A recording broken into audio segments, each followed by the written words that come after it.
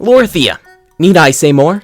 No, but I will anyways. And all that I will say will unfortunately be spoilers. I asked for suggestions as to whom in the Xenoblade series I should express opinions about, and I got a larger variety of recommendations than I expected, to be honest, 99% of which completely valid, and then there's also this one. And I personally find that the most mentioned character to be quite a shock that people who commented hate Lorithia slightly more than Juju, and I'm not gonna lie, that threw me off like you wouldn't believe. I fully expected Juju would be my next target. In fact, I was so confident that I started theory crafting some lines I could pass off as satire that I could say about this little dweeb, but now I just feel as lost as this wild kitten my mom stole looks. So I'm in fact back at the drawing board before even starting. So I guess I will now go into research mode, watch back some Xenoblade 1 cutscenes, formulate my own opinions and statements based on them, then review some more public opinions that you lot left as well as anything else I can find, and then I'll be able to fully express why I personally hate this crusty old broad.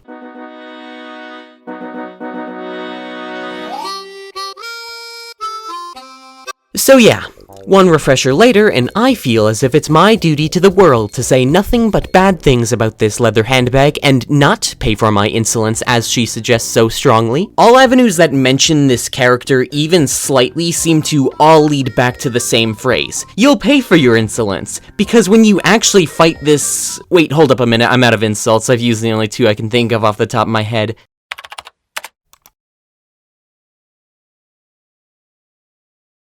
Smell fungus? That canned voice line is probably repeated on average what feels like 70 damn times throughout the fight against this mooncalf. What the hell? Literally, this is such a prevalent part of this damn fight that I can search up the line, go to videos, and boom, there's our favorite cockalorum. In my jot notes for reasons why I don't like Lorithia, I have the word betrayer right under asshole, and in hindsight, those two just kinda go hand in hand. Same with story. I'm one of those annoying people you don't want to talk to about hateable villains and stories, because I'm one of those bastards who defends the villain, bringing up the whole, oh, you're supposed to hate him, that's how they're designed to be. And I think after reviewing my knowledge on this villain, I would like to say I'm in the process of now reforming myself to the point where I cannot defend a single feather on this territorial Rotbart-looking ape's head. Sure, we're supposed to hate this villain, and we all collectively do, but I'd say for many of the wrong reasons to hate a villain for me personally. This is one of the characters you're supposed to be like genuinely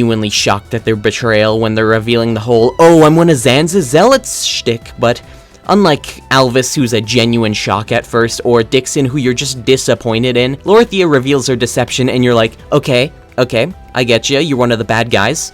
Tell me something I didn't know. Lorithia is just one of those characters you take one look at before saying, oh yeah, can I bludgeon you with a rolling pin now, or should I just do that later when you stab literally everyone in the back? Which, I mean, if you want to make a dramatic betrayal, keep us in the dark for more than half a second. The only level of shock from the betrayal is when she pops up and you're like, oh shoot, you're a character, aren't you? I had completely forgotten. So throughout the game, there are many reasons as to why this character is hatefully remembered by such a large portion of people who have played the game. Her fight, which is just annoying, and what she did to one of the best characters in the entire game being two of the big reasons why I'm currently saying these words right now. So quick run through on the mechanics of her fight. The big bitch pilots a huge Lorithia, which I mean ain't nothing special. It's a late game boss, so it's got 100% resistance to status effects like break, topple, daze, sleep, plus some others I don't care to mention, which I mean kinda sucks, but then everybody's favorite boss mechanic comes into play, summoning smaller enemies partway through the fight. Seriously, there are very few things you can get people to agree on in today's day and age, but I feel as if I can easily get a fairly large quantity of individuals to agree that boss fights where you constantly have something else attacking you are never fun, even in the slightest. Especially when the smaller enemies are able to affect you with a wide array of debuffs and effects consisting of physical defense reduction, sleep, blowdown, bind, blaze, and paralysis, also with spike effects that can deal damage and ether defense reduction, agility down, strength down, or more paralysis, with Lorithia's Lorithia able to affect you with even more ether defense down, art seal, confuse, and daze. Which, hot take, not really. I personally think that sounds not very fun to fight against.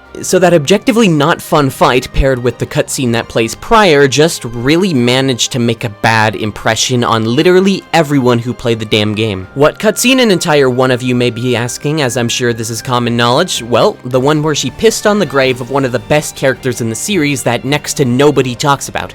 Callian. Callian is one of the best characters in the game, no doubt. He's more likable than some members of the party. He helps the party whenever he can, he leads the Hyantia into battle against the Mechon, and although Melly isn't the most liked character, you have to admit, it's nice to see how much he does for her. He lets the team go into the tomb after her when hearing the plot against her life will be successful, fully well knowing he'd be making an enemy of his own mother. He's not upset that Melly's first in line for the throne, despite the fact that he's firstborn. Hell, he even made her a double so that she can go fight for their people, even though he could have just taken the throne for himself. Callian is a hero who is criminally underrated, and what does Lorithia do to him?